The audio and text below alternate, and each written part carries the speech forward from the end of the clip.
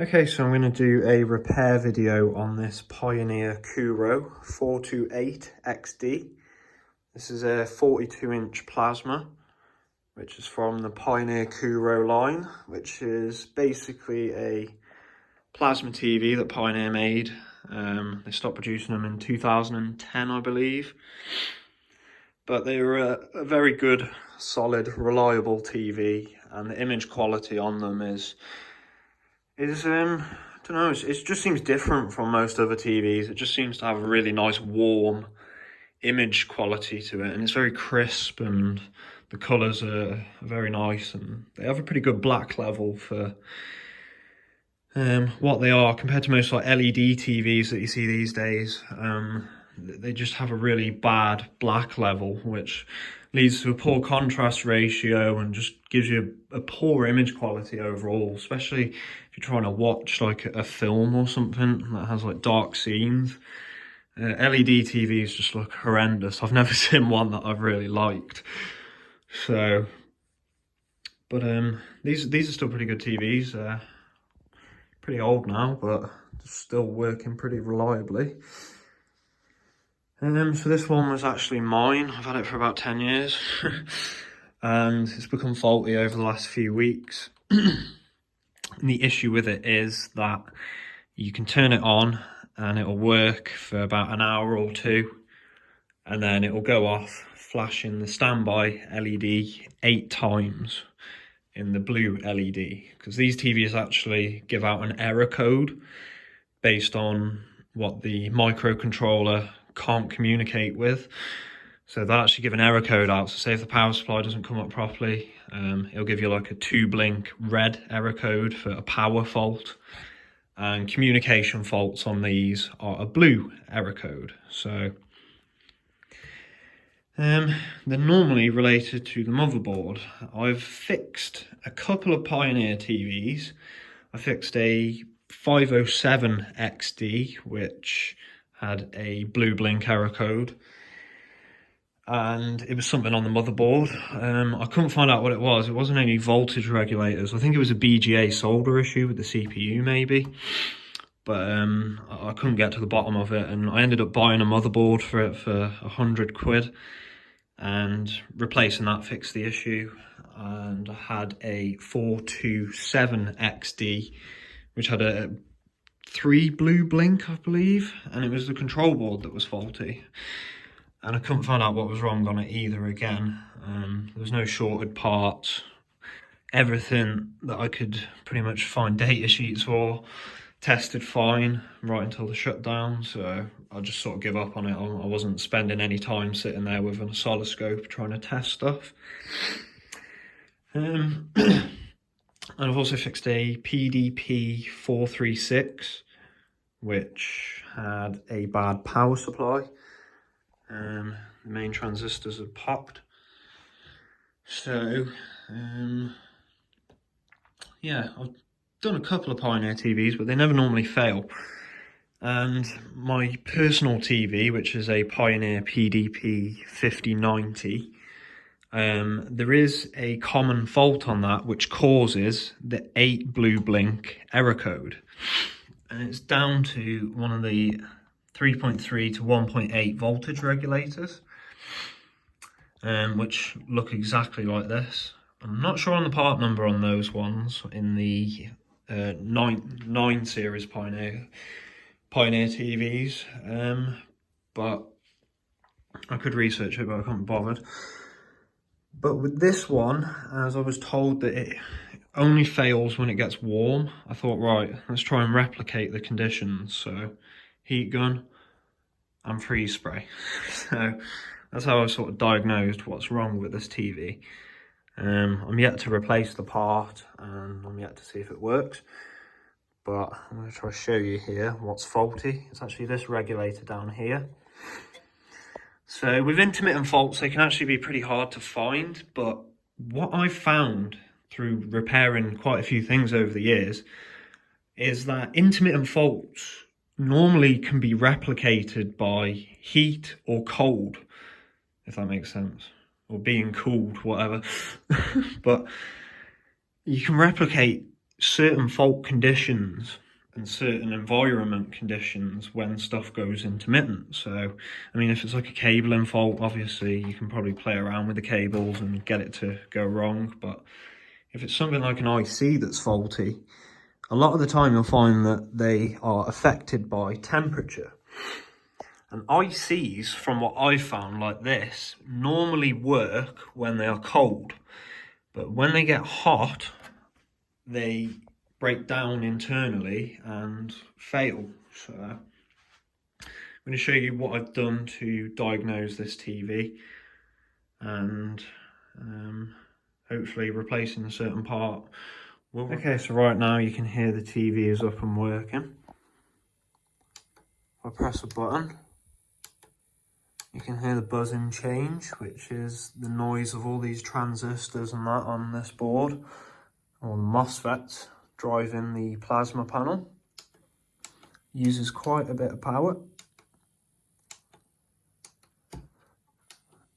Obviously, because the size of that power supply. But anyway, you can hear that the TV's up and running. So, as obviously I said before, I knew that Pioneer have issues with voltage regulators. I decided to heat the board and then use some air duster to then freeze the board. If you turn the can upside down, a refrigerant sprays out. I don't know what gas it is. I think it's CO2 actually. But it comes out in a freezing form, and you can use it to cool down a component to see how it behaves. So pretty much what I started doing is I heated the board, tested these are all good, but this one, when heated and cooled down, will cause the TV to fault out. So you've seen it working. What I'm going to do is take this hot air gun. Obviously this is a paint stripping hot air gun, so I'm not going to hold it too close. And obviously there is quite a few different areas that could be absorbing that heat, and I'm basing this off an assumption, so I haven't done any testing with the multimeter, I will warn you. But I'm pretty confident that it's going to be that regulator.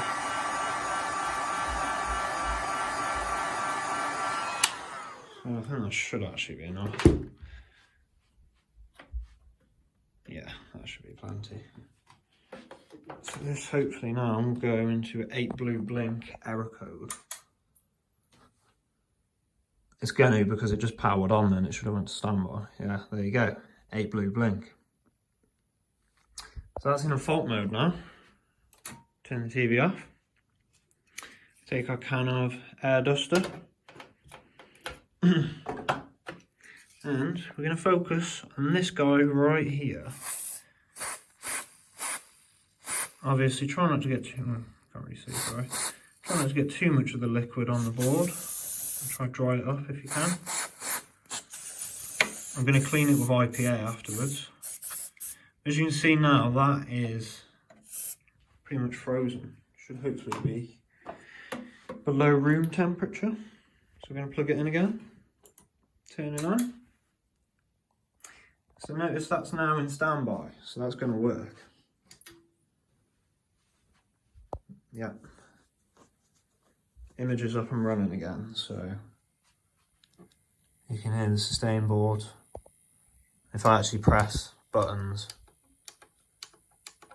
you can hear the frequency, whatever, change.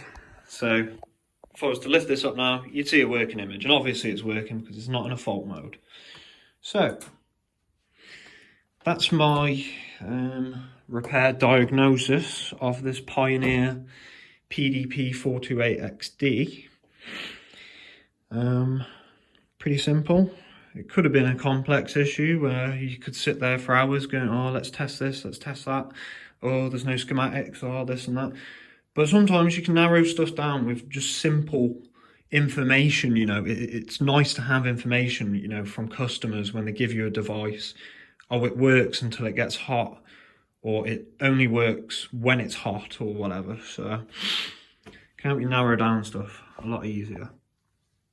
And that's what we've done here. We worked out that when this IC gets hot, it fails. But when it's cold, it works.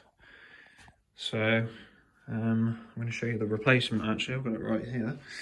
I ordered this from China because there's a TV repair place in the UK, but they're selling the IC for about 22 quid, and I'm not paying that much for it, you know, so I've just ordered them off AliExpress.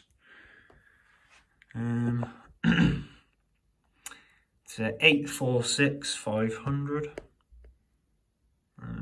NMJ 846. It's a 3.3 to 1.8 or something. So I actually got that exact one there off eBay. And they are right here in this packet. Nice. So there you go. So now what I'm going to do is I'm going to figure out how to take this main board out, which is going to be a bit of a faff by the looks of it. I think I might have to take this whole plate off. Obviously, because this flex cable right here, I don't think is going to pull outwards. Other than that, it just looks like this cable comes off. Very nice latches, by the way, Pioneer. Yep, just like that. This one, probably best to use a pair of pliers and just to pull up on both sides at the same time so you don't stress the connector. I've had these ones where they break the pins off of them, so you've got to be pretty careful. Obviously, this is a simple Molex plug. That will just come right off. Another flex cable. And obviously, we're going to have to clean that out afterwards because there's some dust that's landed on that. So just make sure you clean them out so they can get good contact. Two more. That was not a nice one. That fan connector. I've never seen the fan in this TV run. I don't think it ever has ran. I'm not sure where the thermal sensor for it is. I think it might be on the main board. But it might also be in the power supply. I'm not really sure. I haven't. There is a legend here actually.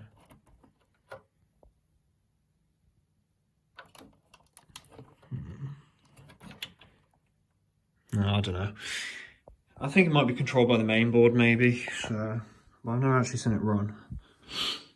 I've never seen the fans on my 50-inch run either. So, yeah, it pretty much looks like it. It's probably gonna have to take all the screws off this, and then there's some screws in this. Take them out, plastic clip there maybe, and that should be it. So we're gonna do that. Right, so I've actually taken out all the screws and plastic supports for the motherboard. There's quite a lot of screws holding on these rear covers. I think they're more like RF shields actually, but pretty solid. And there's a lot of screws that I'm gonna have to remember where to put. So that goes on like that, and then this, you got to be careful of this. The metal on this is razor sharp. That goes on top of this over all the I/O right here. So that's all the screws for that, and in the bag is all the screws for the TV. It's quite a lot of them actually, and they all are different sizes pretty much, so you got to remember where they come from or be good at guessing where they go afterwards. So, but I took the board out and I noticed something when I sat down and got a bit closer to it. Something weird going on over here. Right by this resistor. You see that? Get a bit closer. No, it's not going to have it, is it? This camera can't do close up with these types. Well, there you can see it. Actually appears to be some sort of corrosion going on this resistor right here. And my mum said that one of the HDMI ports didn't work. And I was thinking, like, you know, is the HDMI port not working related to the HDMI controller or the regulator going bad, or could it be related to something as simple as that? But I'm not really sure what this chip does, so I can't really read the brand on it either. So yeah, I just noticed that there's like a liquid damage going on, so I'm going to have to get this under the scope. I'll have to take it into work, and I'm going to have a look at that resistor there and see what's going on with that, see if it's corroded or not. And also I'm going to check out the soldering on the HDMI ports, because apparently I think the middle one doesn't work. And they don't really look like they're broken to me. They're pretty solid ports. I mean, that does look a bit wonky, but they all sort of look like that. They've got like weird dips in them. I don't think any of them are broke. I think it's the middle one, I'm pretty sure. Yeah, it's too dusty. So yeah, I'll still got the board out. Gives me a good chance to see what else is in this area. So there is actually another regulator IC right here, which is quite close to the area that I was heating. This is a 846330. That isn't what I've ordered, but I'm pretty certain that this one, which is IC, I'll try and show you that here. Sorry about the bad camera work. IC4307. Pretty sure this one's the one that is the fault. But I'm going to get this under the microscope, as I said anyway. I'm just going to check out the small SMD parts in this area. And if there's nothing that looks dodgy or like it's faulty, I'm going to change that and I'm going to see what happens. So yeah, that's pretty much it. Quite a lot to take off. Quite a lot to put back, but if it keeps this TV working, I'll be dead happy. These are really good TVs, and I paid 500 quid for this one, which is pretty expensive. So hopefully replacing that saves me having to buy a motherboard. So we'll see what happens. I'm gonna use my hot air gun and take this chip off. Okay, so I'm gonna swap this IC. Use 440 degrees, 60%. That's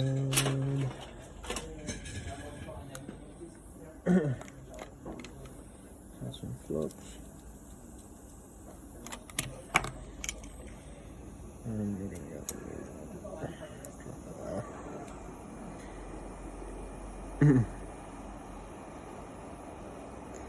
shouldn't take too long.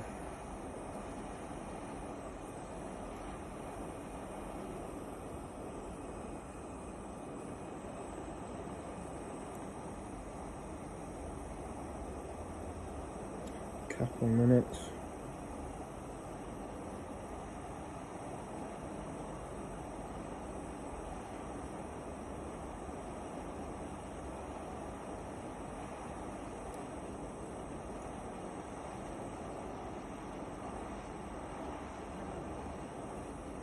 Going on.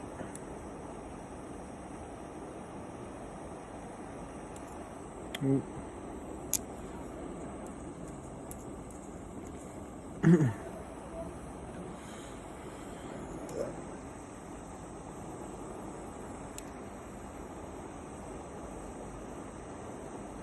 That should just drop into place and be soldered. That's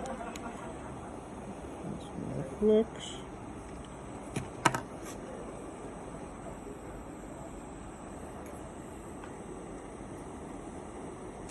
And that is firmly soldered. So, what I'm going to do now is just tack a bit more solder onto the legs.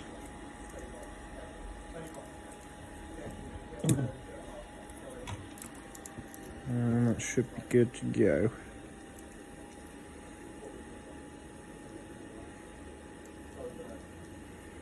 Might need a bit more flux there just to flow that nicely.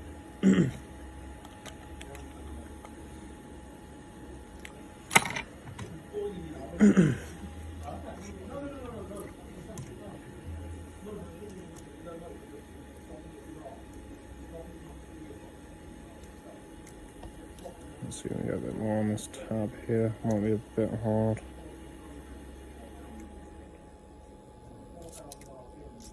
Give it a good float.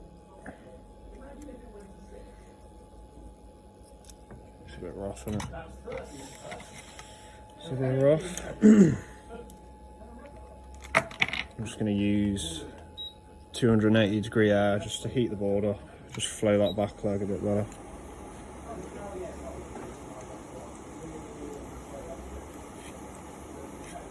So does it work?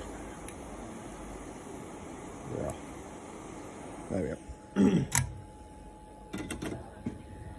And that is that IC replaced. I'm going to do some tests on this one and see if there's anything dodgy, but I don't think there will be. You can't really normally tell with regulators when they're intermittent. So I'm going to use some IPA now, clean that up. And then I'm also going to clean up that resistor there. So, and I'm going to check the traces going to that, because I had a look under the scope and they look a little like corroded. So I'm going to bell it out with a meter and just make sure that's all okay. Other than that, I'm going to add some heat sinks to the BGA chips just to help them cool. Thermal glue right there.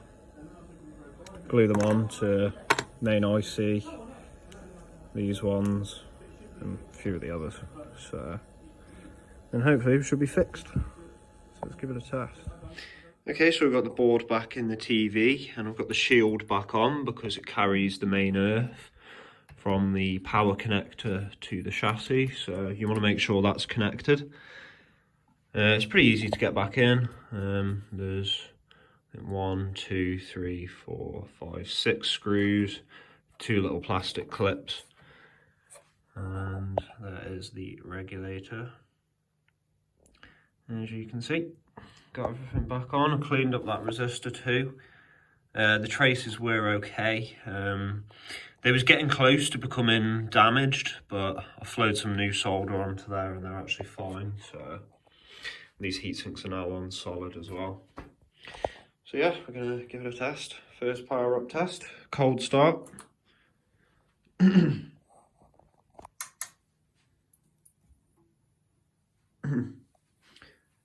And that's up and running. You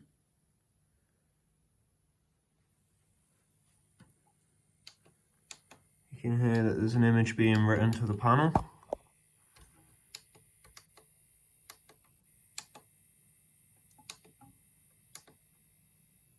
So that's all good. So what I'm going to do now is do the same test as we did before. Going to heat it up in this area. See what happens.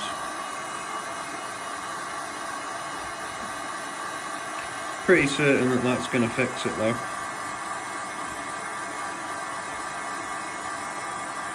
It's the thing with electronics is you can fix one thing and then there can be something else down the line that you don't notice. So it's all good fun.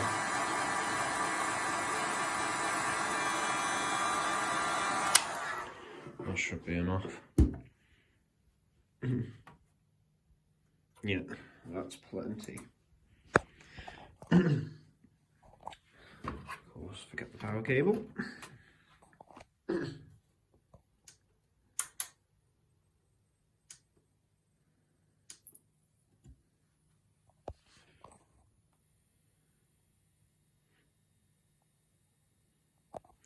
So that's up and working. So I'm going to do a bit more heat, give it a bit more of a test. Just to see, you know, so it is pretty cold in this room.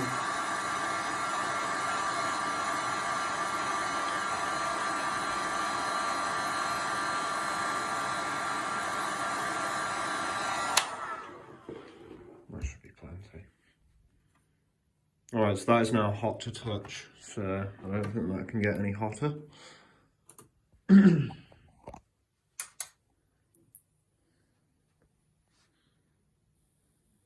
Yeah, up and running. So I'm pretty happy to say that we're fixed. That is hot to touch and the TV is up and working.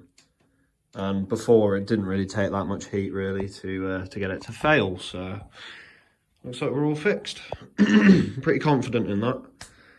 So I'm actually just going to whack it all back together and plug it into the PC and see what happens.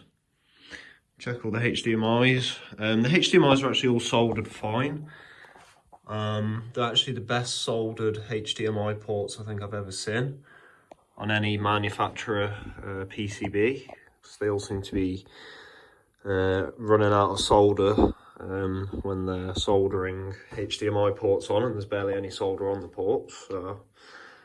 But yeah, these are soldered rock solid, so we're going to see if fixing that little resistor maybe has fixed the HDMI port. So, see what happens. Okay, so I've actually had the TV plugged in and been testing it. Figured out why the HDMI port wasn't working. It was because you go in options, you can go HDMI input, and you can turn off the HDMI ports. So all I had to do is go from disenable to enable, and that fixed the HDMI port problem. So it was something as simple as that. I don't know why they have that, it's a bit strange. I don't know how it got turned off, but whatever. You can see this panel here, looks really good. No mal discharge whatsoever, which is where the pixels flash on and off really fast. You get it a lot on plasma TVs, mainly Samsungs and LGs. I've seen it a bit on Panasonics, but not nearly as bad. But on Pioneers, you don't get it. Alright, look at that. Perfectly stable image after all these years of use. And it looks fucking good. Perfect colours. Nice crisp image. Look at that. And obviously the black level is it's pretty good as well. Let's see if the camera seems to pick it up different, but in person it looks really good. So yeah, that's how to repair a Pioneer PDP-428XD, which will go to an 8 blue blink error code after being on for a while. Sometimes it's as simple as just using a bit of heat to just help you track down the area that's faulty, and we've repaired it, and I'm going to take it back now, and that's going to be it, hopefully. So I'm going to give it a quick clean actually and show how glossy this thing still is, because it is in good shape. It has been looked after. I've told them not to touch it with any sort of polish or anything. Obviously there's been some sort of wiping going on, so I'm going to get that looking perfectly clean again and show you that before I end this. So sweet. Right, okay, so that is the TV cleaned. As you can see, it's pretty spotless now. Any marks you do see is marks that are permanently on the frame. And spots of dust. There is absolutely nothing on the screen. Mark-wise, looks like there's something there actually. Probably a bit of dried IPA, but it's pretty spotless. That's again hairs all the way to every corner of the frame. If you're wondering how I get it that clean, the answer is simple. It's a bit of IPA and some water. Spray a load of it onto the screen. Use one sheet of tissue to wipe it around, pick up any grease and dirt. Use another sheet of tissue to dry it up, and then use a microfiber cloth. Polish it around, and job done. So there you go. It's a Pioneer PDP-428XD repair. Hope that's helped somebody out there that has one of these things, because they're good TVs. Want to keep them out the skip, and they'll probably keep on running for another 10 years plus. So awesome.